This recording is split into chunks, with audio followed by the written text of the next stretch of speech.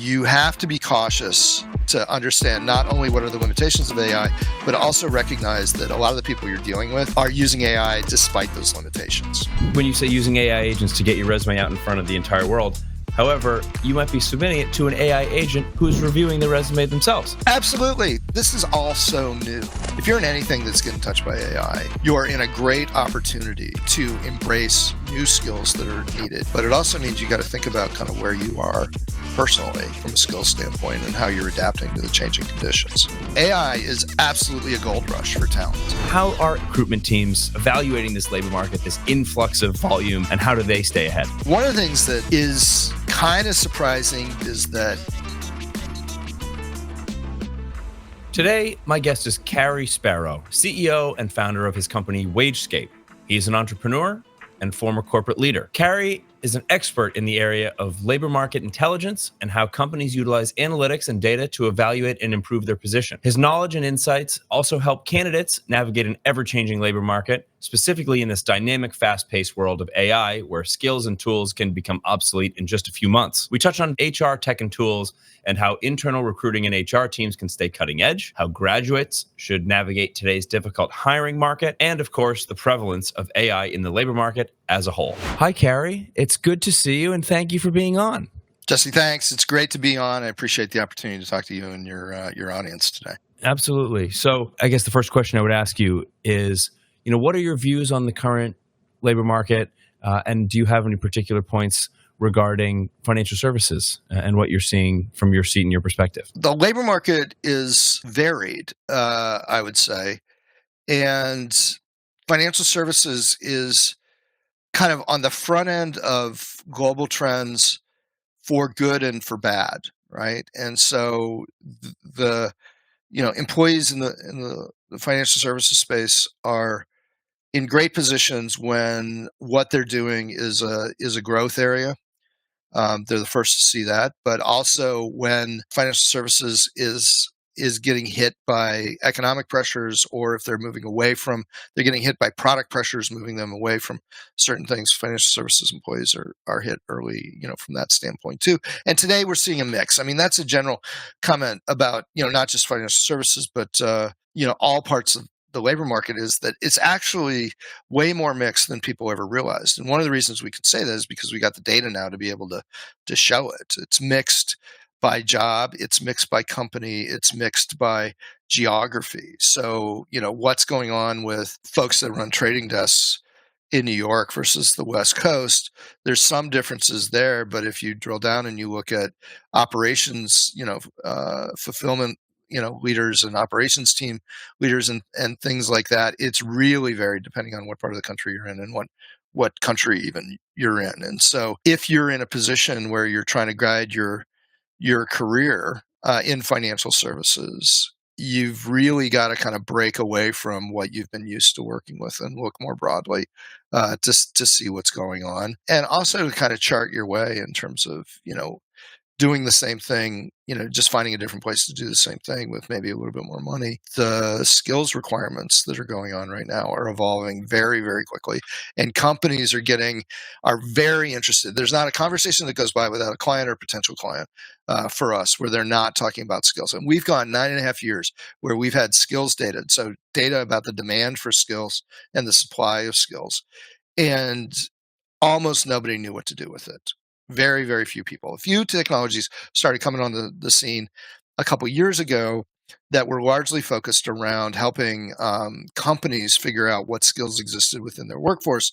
But now you're starting to see companies saying, we want to know what's going on with skills in the market. And so for individuals that are looking at kind of career options, especially in financial services, charting out your own course in terms of, what skills do you have, understanding the value of those skills, and what skills are you going to need in order to kind of stay ahead of your career goals is especially important, because not only is the labor market conditions highly varied, they're really volatile. They're changing super fast, and AI is not doing anything to slow that down. If you're in anything that's getting touched by AI, you're in a great opportunity to embrace new skills that are needed, new types of work, new types of services that are emerging because of the innovation that AI allows. But it also means you got to think about kind of where you are personally from a skills standpoint and how you're adapting to the changing conditions. A demographic that I think about when you mention there the focusing on certain skills and how the labor market has changed is based on some recent information that I've read, multiple articles about how the graduate labor market is struggling. And that's not just in the US either. So for maybe those entering the workforce for the first time, whether it is financial services or otherwise, the bar is higher, the opportunities are fewer, the skill sets are different than when even maybe I might have looked for a role 10 years ago or 11 years ago, and when even post-COVID. Does your company or is your expertise focusing at all around the graduate level labor market? And do you have any thoughts or observations on what's going on specifically for that market? Yeah, there's an overall set of trends which is affecting kind of recent grads, I think, and folks that are going to be recent grads as you think about career positioning. Yeah. And on the one hand, everything, at this point in time, there's general uncertainty in the global economy overall, largely due to, chaotic kind of political practices, I would say, that is really causing a lot of organizations to hold back. And this has been going on for, the last year or so because of the uncertainty around what are policies going to look like, what's inflation going to be doing, what are interest rates going to be doing, how quickly, if at all, are interest rates going to come back down to levels that we've enjoyed, most of us have enjoyed, for the better part of our careers, and what other uncertainties, do we have? There's global tensions everywhere. All of that, believe it or not, is weighing down the general business environment still, which means that companies are slower to hire.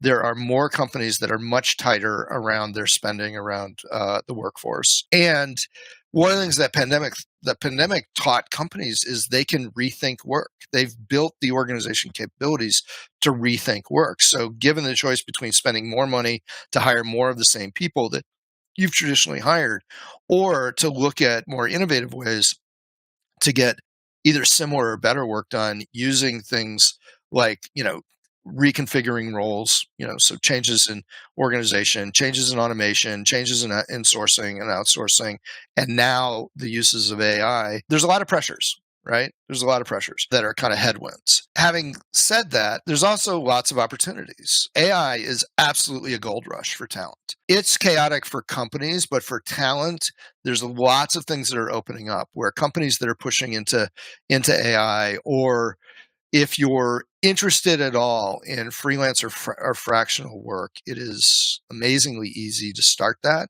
And it is amazingly easy to fit in with certain things that before would have cost a company a lot to do that now can be done extremely efficiently with AI. And I personally have lots of friends. I have lots of friends. So it's interesting. We talk about recent grads, but I'm at the age where lots of folks are now they've come out of a lifelong career, and they're starting all over just like a recent grad, and they're jumping into the AI space. These are folks that have never worked with technology before in this way, that are finding ways to jump in and do things in a very lucrative way. So there's this notion of what are the career opportunities, I think is shifting a bit, and it's been shifting, for grads. There's a whole trend around gig work. Lots of folks are doing gig work before they even get out of school, or they've got friends who are doing it. They know of the business of it, right? And I think that that's just going to continue to, Cary's opinion, that's just going to continue to trend that way, but AI is going to be an accelerator for it. So, you've got headwinds, you've got, opportunities. As always, you should be pretty well grounded in what you think is going to offer you kind of the best the best next step, right, for your career coming out. The other thing I would say is that AI is really changing the recruiting space. And so the way that you identify jobs and position yourself to be attractive to an employer has got to change, because it used to be for any position, pick a number, 1,000 applicants for the position. With AI, we're now, especially with agentic AI, multiply that number by 10 or 100 easy. And that's what recruiters are facing. And so recruiters are, and applicants are using AI tools to very quickly come up with resumes that sound pretty good, but tend to blur over some of the distinctiveness that's important.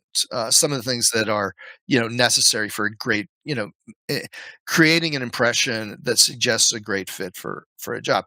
Recruiters are overwhelmed with the applications that are coming in. And so if you're a job seeker, you got to find a different way to break through. You got to find a different way to, demonstrate, your own distinctiveness, to demonstrate that you're going to be a fit with an organization. And this same thing, by the way, is going on with marketing and sales and businesses, right? I mean, we're all inundated with electronic outreach, Everywhere. and it's not working anymore. So I think there's a whole shift. There's going to be a point very soon in recruiting where people are throwing up their hands saying we need a different approach. And so I think for job seekers, you got to be ahead of thinking about how you do that. And there's this whole kind of back to basics trend. I don't know if it's a predominant trend yet, but it appeals a lot to me, which is get back to the basics, network, use friends, expand, use friends to expand your network, get to know, pick the companies that you want to work with and then get to know them really, really well. And then plot a course that gets you to decision makers on that. And don't just throw your resume out to the wind and have AI agents try and get you in front of, thousands of companies to get a job, because that's just, you're competing with the entire world with that approach. Absolutely. And you make such a good point. I mean, there's new reading material about this daily, it seems. But when you say using AI agents to get your resume out in front of the entire world, however, you might be submitting it to an AI agent who's reviewing the resume themselves. Absolutely. That's the thing. The AI agent is doing its best to interpret what are the requirements of the job. And at the end of the day, exactly. I think recruiters are not yet this is all so new.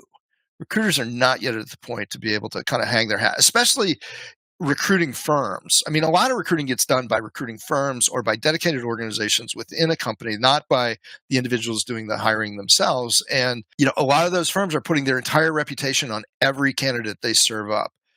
And so having an agent serve up a list of individuals, I think, is still a very iffy proposition right now. They'll get better quickly. I mean, don't get me wrong on this, but your point is exactly right, which is you've got AI that's advocating for somebody and AI that's screening somebody.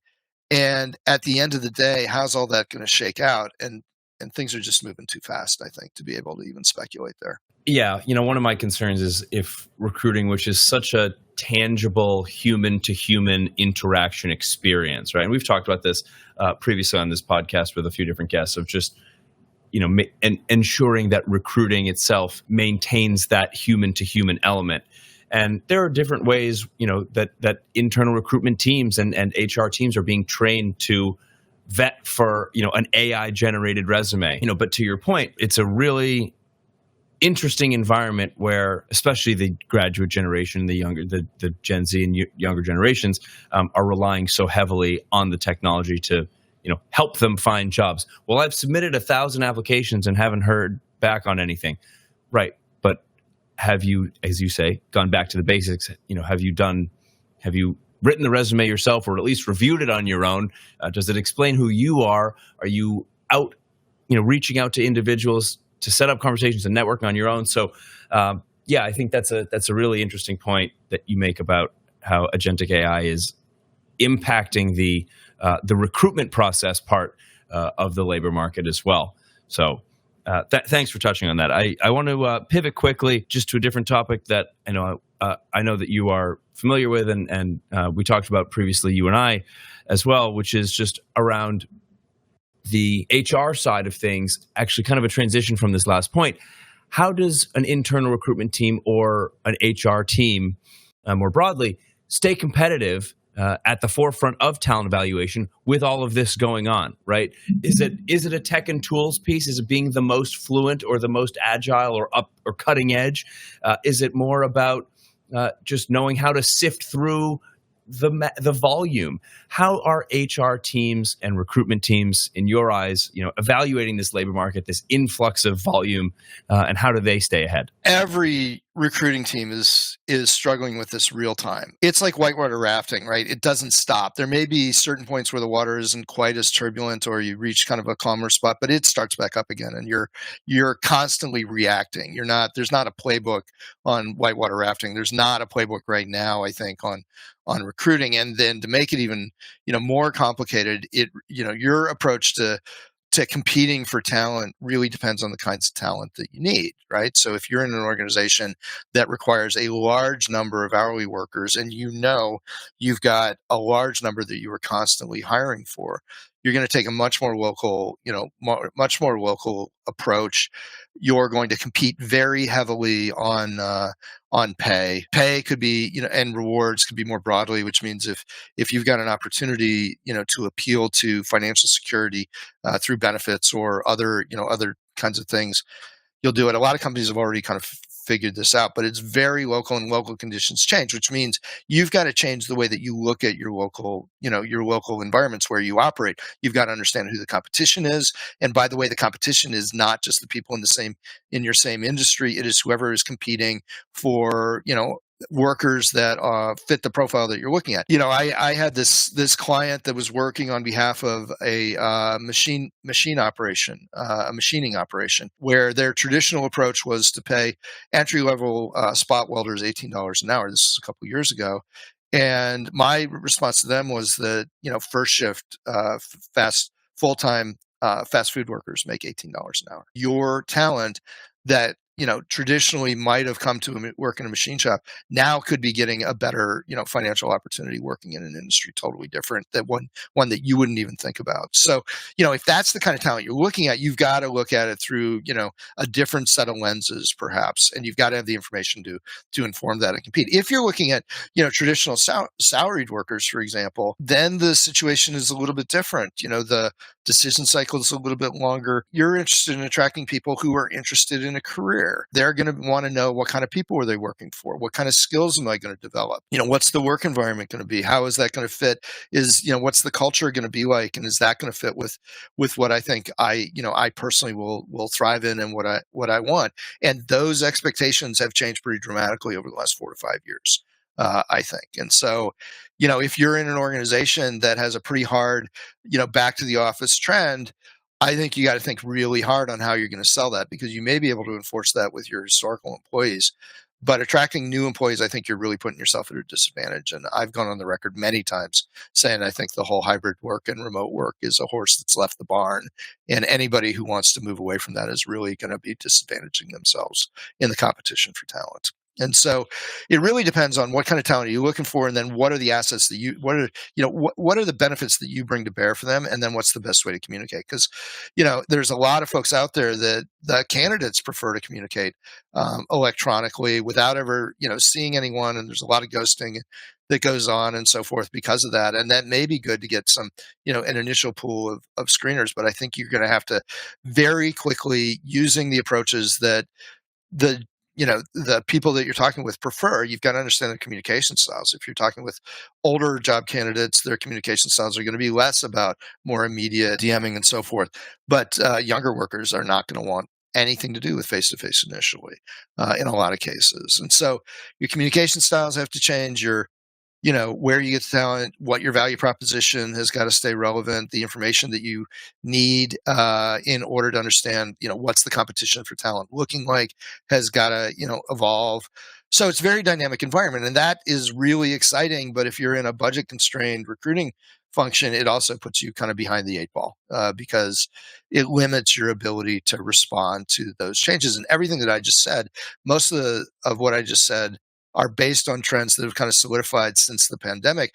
But there's a whole other set of trends that are in the works right now that a year from now we'll be able to talk about. So you've got to stay resilient to, it's not just about changing to today's reality, it's being resilient to an ongoing change in reality.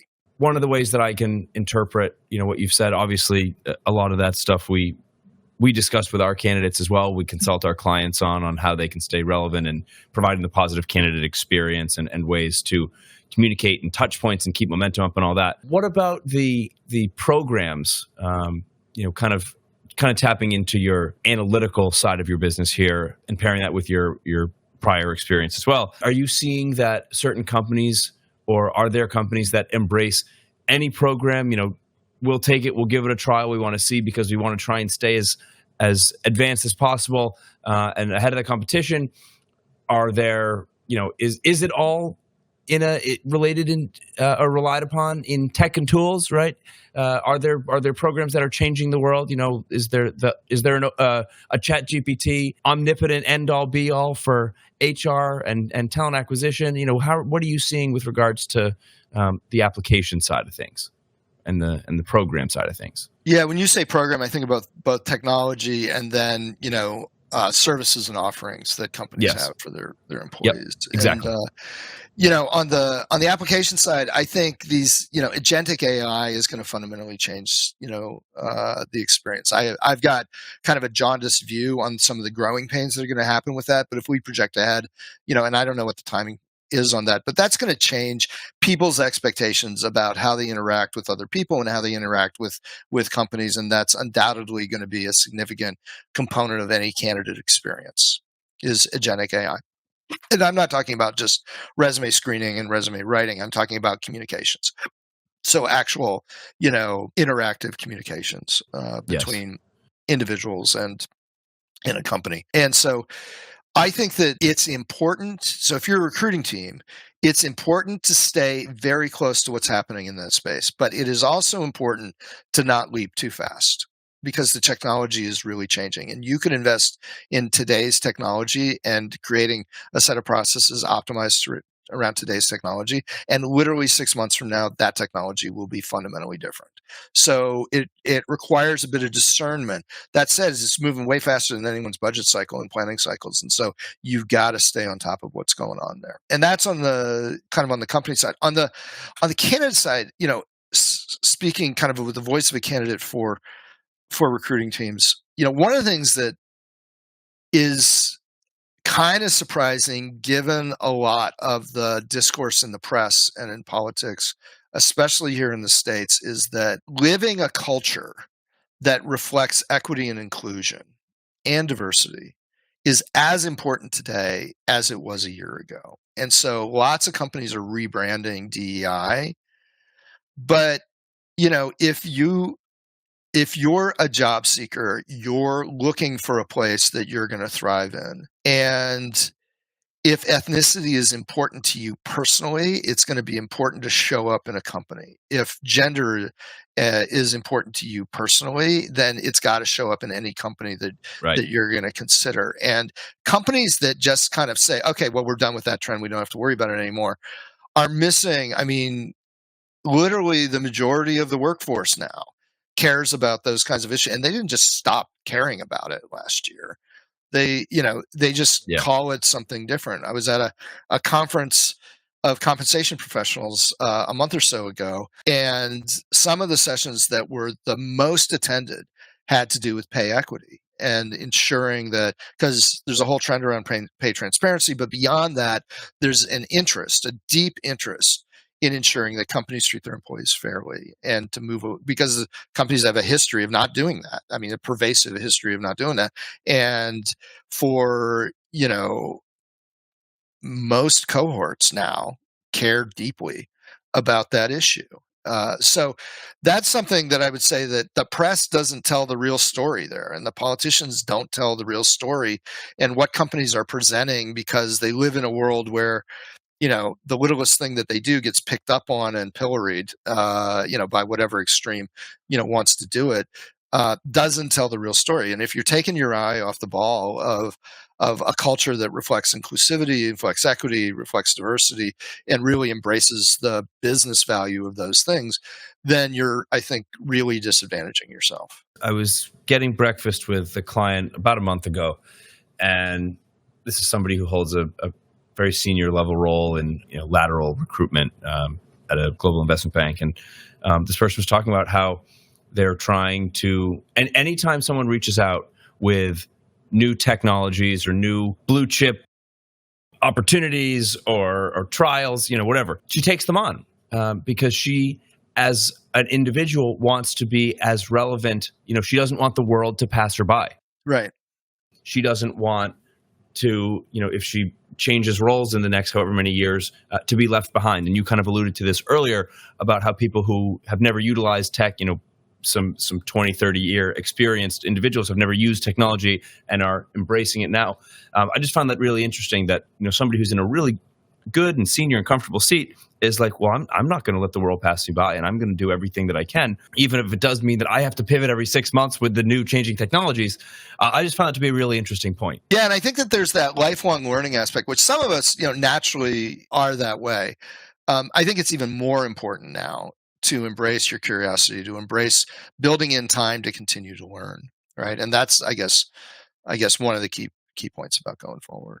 Absolutely. So, I think we've touched pretty well on the AI element of the labor market and the workforce, how both candidates and clients can utilize it, stay relevant. Before we get into the closing segment, I want to just get your opinion on if there's anything AI related in the workforce. It doesn't have to be recruitment specific. It could be just the general labor market or trends. Is there anything that you think we haven't touched on yet with regards to AI and its impact on the labor market, the way we view, review, analyze the labor market moving forward? One of the things that's really interesting is that now AI models like ChatGPT are actually overtaking things like Google as the preferred search approach that people of all generations are using. And first of all, it's amazing how fast that happened, right? So the pace of adoption of AI is unbelievable compared to any. You were Googling something literally in January, and now ChatGPT is the end all be all. Right. And so if you want something that consolidates known information and like ChatGPT was great for me, and I'll just use them, but there's lots of models out there that are even better now in a lot of cases. But I was going on vacation with my family to San Diego. I said, give me a 5-day itinerary for a family of 3. Here are the ranges of that's for San Diego. And it came back and said, here's 3 things to do every single day.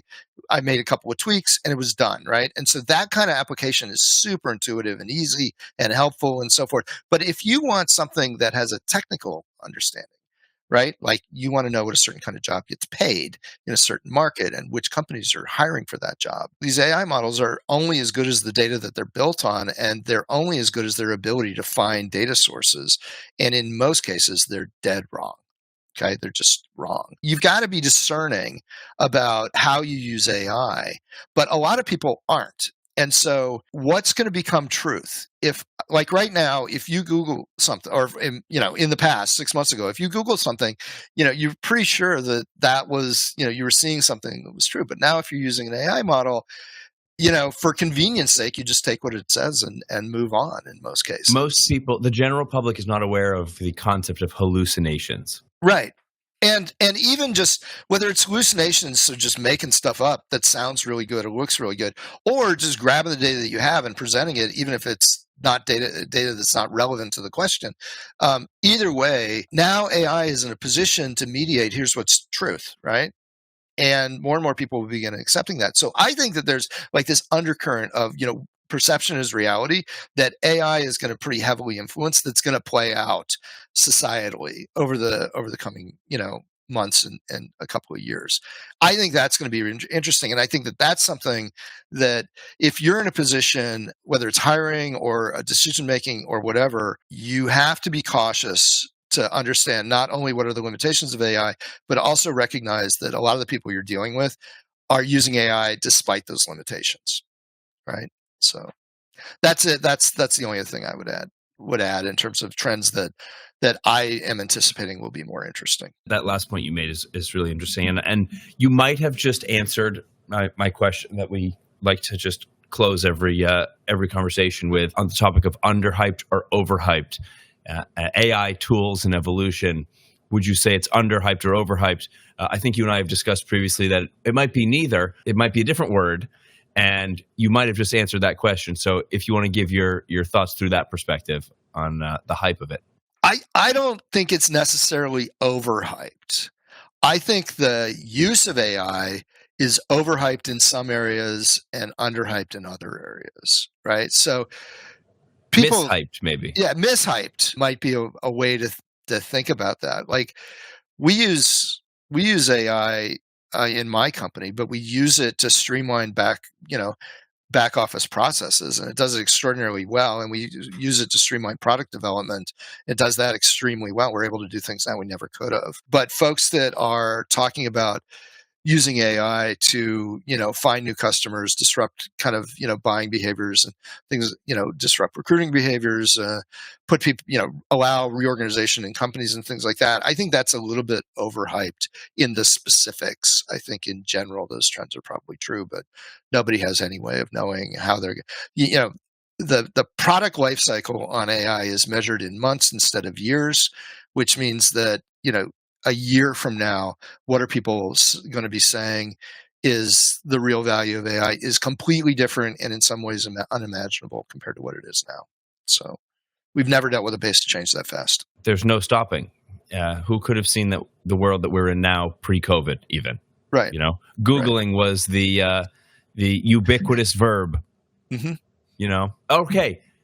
A couple less challenging or formal questions as we close things off. Firstly, other than Searching Smarter, which of course I'm sure you are a regular listener, what other podcasts do you listen to and like? I gain a lot really from learning from other business leaders and the journey that they're on. So if anyone out there has kind of an entrepreneurial bent, I'd recommend two podcasts. One is How I Built This with Guy Raz. It's great. Deep dive interviews with small business founders right at the founding stage. So talking about the founder's journey. The other one I really like, which is like deep dive case studies of iconic businesses, is Acquired. Yes, Acquired I know it. does amazing. If you're into really looking at like dynamic business strategy and how some of the biggest and best companies in the world got to the way that they are and the key decision points along the way, I don't think anyone does it better than those guys at Acquired. So I love listening to that. And then I also learn a lot from, other kind of esoteric type stuff. I love Atlas Obscura, which tells me about really weird places and things that I think anybody would find, entertaining. And, I'll just leave it at that. I know How I Built This, have listened to many episodes. Acquired I've heard of, but haven't done a ton. And Atlas Obscura, that's a fun one. I like that. I've started getting into some different history podcasts off of other podcasts that I've listened to who reference other history podcasts. So you're right on with that. Lastly, any good books? Anything you've read recently? Anything that you would always recommend to anyone who's willing to listen? The last really good book I read, and this was a couple of years ago, to be honest with you, was Bob Iger's autobiography. I thought that he just had a really, interesting way to describe how he kind of navigated his career. It was written before he went back to Disney the second time, but he had an amazing career. He did amazing things. I think he's, as a business leader, he's, one of the tops of my generation. And so I really like that book. If you're into kind of business leadership books, I would highly recommend it. This is a forum for that, so that's a good recommendation. Thank you so much. And thank you for being here to share your insights, your perspective of the ever-changing world and enormous world that affects everyone, as you mentioned, that is the labor market, how it is agile, how everyone that is involved in it in some way or another needs to stay on their toes and be thinking. So, Cary Sparrow, thanks for being a guest today, and thanks for your thoughts and knowledge. Hey, I feel privileged to be able to talk to you guys, and thanks very much for that opportunity. We'll talk to you soon. All right, take care. That's all for today's episode of Searching Smarter. If you found this conversation valuable, be sure to subscribe so you don't miss an episode. Until next time, keep searching smarter.